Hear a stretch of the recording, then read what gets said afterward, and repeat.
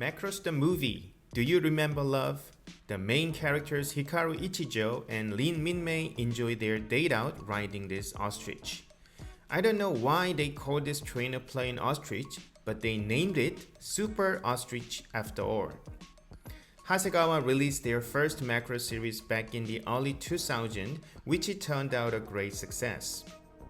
They did a great job integrating crisp realistic details and proportion into this sci-fi military plane. The kit is not as builder-friendly as current kits, but still it has good fit and is highly detailed and stylish. Please enjoy the slideshows coming up right behind. Always stay safe and well. This is Eddie from Eddie's Garage.